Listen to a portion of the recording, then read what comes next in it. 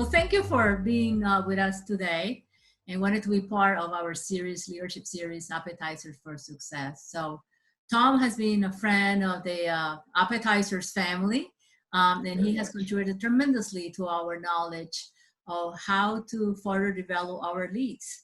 And he's works for Linked Selling. Yep. And we are going to talk today, Tom, if you wish, about what are you seeing in the B2B businesses? What are the investing that people are doing to increase their sales efforts? Yeah, an excellent topic because we specialize in B2B. And also, real quick, thanks a ton for having me, Marilyn. I'm very honored to be here. With the new landscape, there hasn't been a big shift in what companies have been investing more in. Really, at the end of the day, companies really need a reliable process that's going to allow them to generate a higher quality lead, right? The companies who are not investing very smart right now are doing things as creating sales brochures, minor tweaks to their website, maybe printing cards, which is all great. It's all great to do and great resources to have, but essentially those things are not going to push the needle in lead generation and sales. And the key to really creating a high growth sales organization is by having a process and system that implements a multi-touch point strategy, right? So what we're seeing B2B companies really invest in is a multi-channel approach on how they can implement a multi-touch point strategy. And what that means is they're looking at the multi-channel part as what are all the outbound platforms out there that we can utilize, like LinkedIn, outreach, email sequences, call teams, paid ad funnels, even. They're investing in that approach with that multi-touch point strategy because now it's about building that relationship and communicating with your prospect everywhere they turn. So that's what we see a lot of B2B companies investing in right now. Thank you for sharing your experience. Now, some of us are small entrepreneurs, some are medium-sized companies that we don't have a large group of salespeople doing this multi-touching that you're saying that'll be ideal. So what are some of the ways that you have seen prosper the most for, let's say, small and medium-sized businesses without, having to hire a whole bunch of people to do this for them? Yeah. Again, when we talk about platforms and strategy, it always comes back to what is the objective you're looking to achieve? Because sometimes for the small business owner, it's not always about generating phone calls, but maybe about opt-ins for a webinar or something. So that strategy is going to be a little different versus a strategy that's going to generate that direct phone call.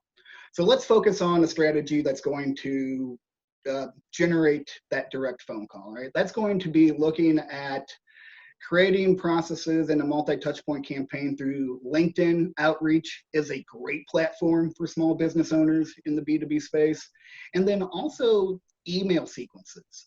That's another tactic that a lot of small business owners, I don't want to say overlook, but underutilize just because they're not familiar with all the type of sequences and tactics they are able to use with the email. And generally, they're used to having one form of tactic in lead gen, right? It's usually word of mouth or referrals or maybe networking events. But the strategies I would recommend are going to go back to creating a process that allows you to implement this multi-touch point strategy. Whether you're a small business owner and just focused on LinkedIn and email, or let's say you're a Fortune 500 company and you need more tactics. The concept and the recommendation is always going to be the same with this multi-touch point approach, just your platforms are going to differ, right? And of course, I always want to clarify that once you identify someone as an ideal prospect, it is so important to have that process in place that allows you to implement this multi-touch point strategy. And also with the multi-touch point strategy, we can't just be sending hard pitches and asking for the phone call and call to actions all the time. You need to have the right mixture of call to action messages, but also value-based messages, right? Messages that are designed to add value to the prospect, to reinforce your positioning as that industry expert, but also as that thought leader and resource. That strengthens that, what we all know, the like, know, and trust, which is so key in sales. It's that process and that approach that allows business owners to use a platform like LinkedIn or email tactics with that multi-touch point approach to generate the best, the higher quality opportunities for themselves. I think you touched on something that it takes a lot of people time to learn what their ideal audience is. Who is my prospect? Because, you know, God knows, and I've seen this, you know, unfortunately, it's not about the platform. You know, people sometimes don't use it correctly. And you get this request, right? That, okay, well, do you want to be my friend kind of thing, right? Do you want to join my network? And then you read the description, it has nothing to do, or at least you think it's nothing to do with your business, or why this person contacted me. And the worst are the ones that I say, well, I can give you all these, you know, multiple leads, and, you know, you will conquer the world, you know, with me. Come and, you know, I receive at least 5 of those, you know, and it's not the platform, it's how people are using the platform. So can you give us an example of, you know, a nugget, I say, of wisdom on how to more effectively use LinkedIn and, you know, the platform and the contacts? You know, how would somebody go starting that multi-channel? You know, what is appropriate, right? You know, how do you warm up your prospects? You know, very good question. And I can give you 2 components to building that overall machine. And we'll start with LinkedIn on the proper approach. Because like you said, there are just way too many people, in my opinion, who have a misconception that LinkedIn is a sales platform, and it's not.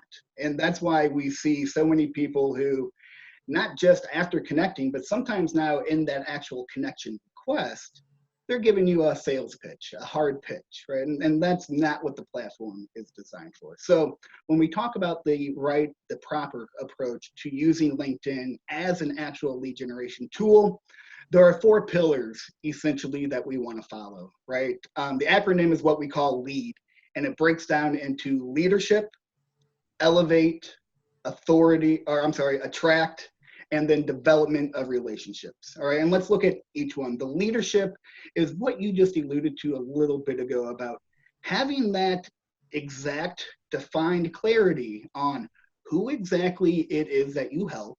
What is your unique or proprietary process on helping them? And then what is the value and the benefits in the eyes of the prospects? When you have that clarity, that's going to going to allow you to use those LinkedIn search filters to identify what you consider your ideal prospect. We also call that your prospect profile. Mm-hmm. Right? Once you have that clarity, again, that's in the leadership pillar, that's when you move to elevate, right? Elevate's also going to include a component of authority. So the elevate pillar or component is going to be taking your LinkedIn profile and then doing what we call a profile optimization, where you're creating your profile in copyright and language that's going to attract, entice, and draw your prospects to not only want to connect with you, but if they have an immediate need, we also want them to reach out to you, right? And that's an inbound result, which is great. But the process we're going through, Marilena, is very much an outbound approach, meaning that when I get to letter D, I'll explain more. So the profile optimization is all about attracting and speaking to that prospect. The other component of Elevate is a content strategy and an authority leadership platform, what we also call a LinkedIn group.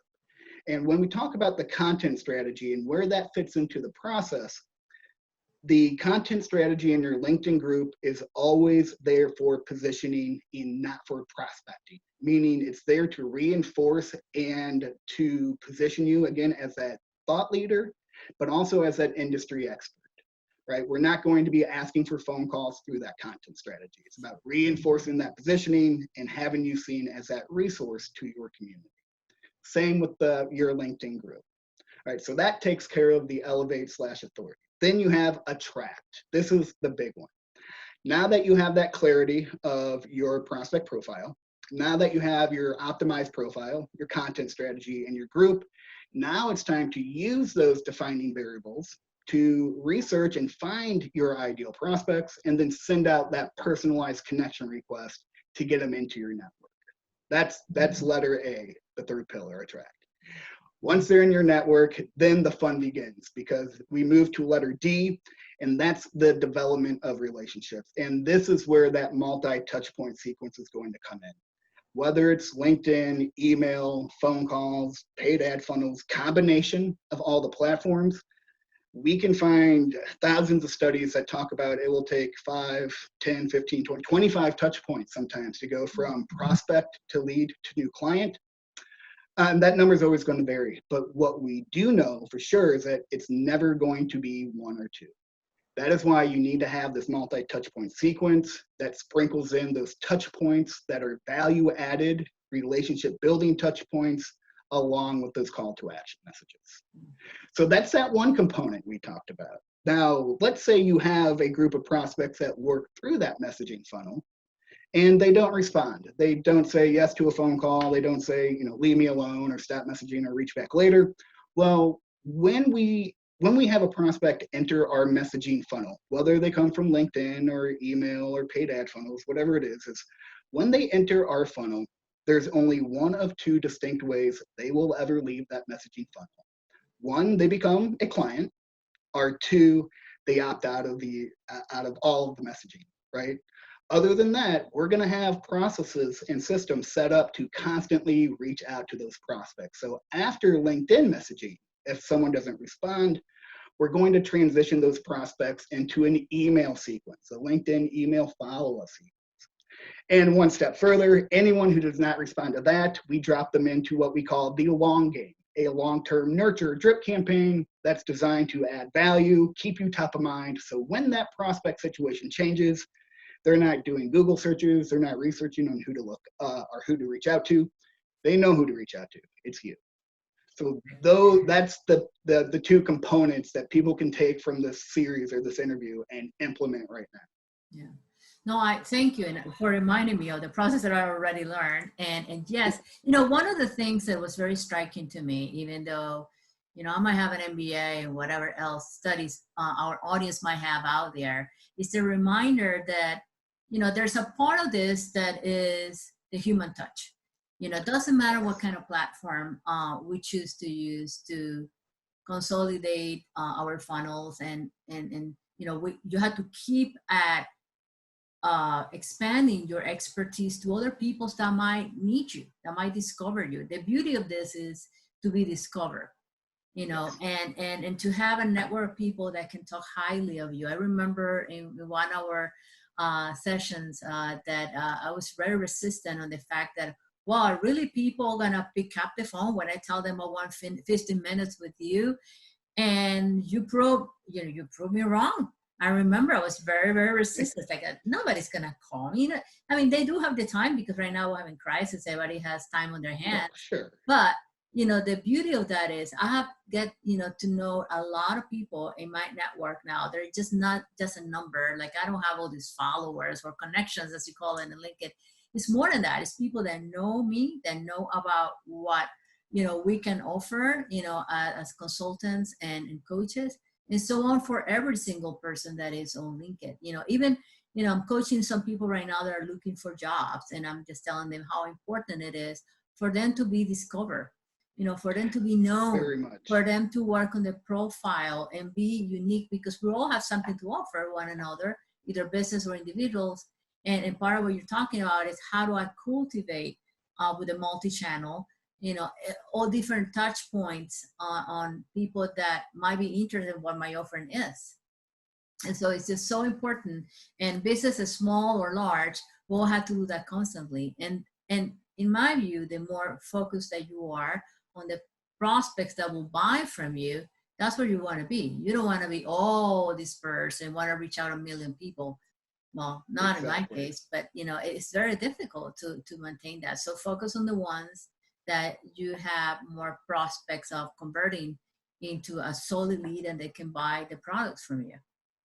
100%. I say it a lot actually. Of when you try to speak to everyone, you end up talking to no one. Define your niche, stick with your niche, and be the specialist, your industry expert in your niche. Yeah.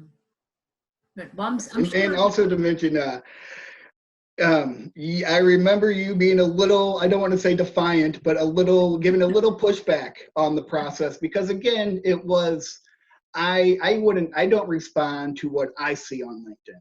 And again, when we dove into what you were seeing and your experience with LinkedIn was everything that you should not do on LinkedIn, receiving those hard pitches and just one after another.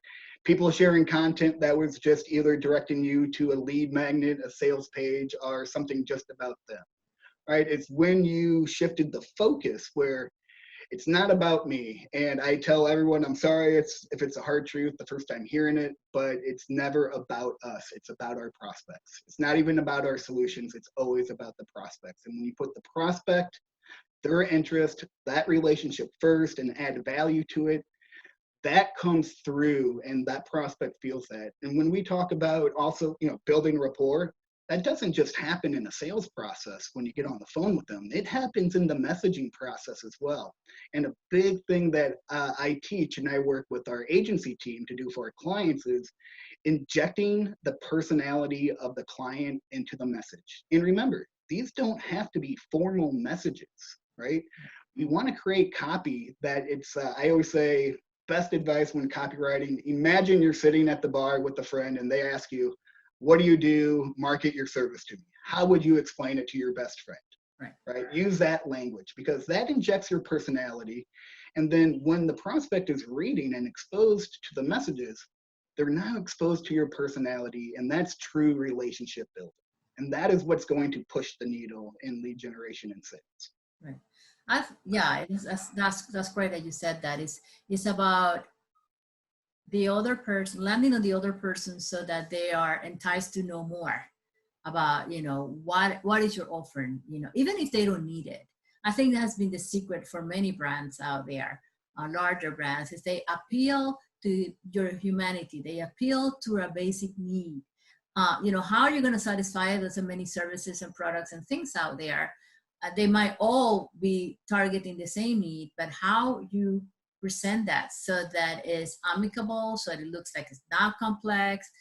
God knows that it looks too expensive. People are not going to click on it. So you need to start, with the end in mind. You want to provide a product, provide a service that will, make the person happier, easier, and again, there's a lot of people, sometimes they say, well, it's a lot of competition out there, people selling the same stuff. And I'm going, well, it could be the same service, it's how you present it to the other person. If you really care about your client and your customer, and that's the way you come across, absolutely, people are going to work with you. Like, sometimes when somebody says to me, well, I want to connect with you, and I'm going, what for? I need a note here or something. What do you want to connect? Because, it's like, I don't know them from it. I don't. And so I think, for all of us out there and for our clients are looking at this video, it doesn't matter if you're in a small business, medium or large size business, and you're, the trust that the clients have on you, on your products, it's all the same. It's all one package. It's all about trust, and it's all about, you're there for me because you care about me. And that's, I think, the key for any sale that you want to do is warming it up. 100%. I hear it a lot, actually, not only from our training program members, but from our full service agency members, that when our clients are worked through the process that we've developed, we always position that first call as a networking / discovery call. Is, I can't sell you anything because I don't know you. Let's get to know each other first, right? Mm-hmm. So many stories I get told about how, one, when the prospect shows up to the phone call, they're acting and talking to our client like they've been best friends for years. Not only that, at the end of the call, they have the prospect asking them, so what is it you do?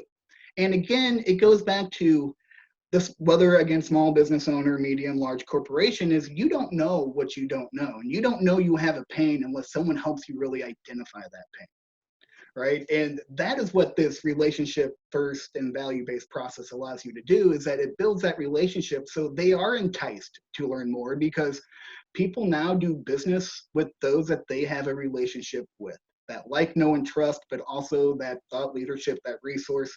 All of those variables now play into that decision. Yeah, no, absolutely. Well, Tom, thank you very much for spending this time with us. I want to be respectful of your time. I know you're super busy, and these are times in which your company, could play such a critical role for a lot of companies out there. So thank you for the work that you do. Thank you for helping me. Of course, of course. And again, thank you for the invite. More than honored and privileged to be a part of this. And yeah, it's our company's been doing well, but like I said, it's because of what people really need to be successful now.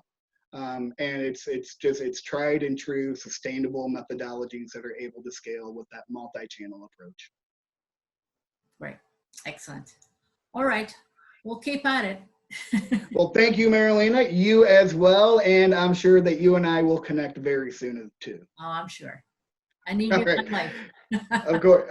Thank you again for having me. It's been a pleasure. More than happy to do this. Oh, thank you.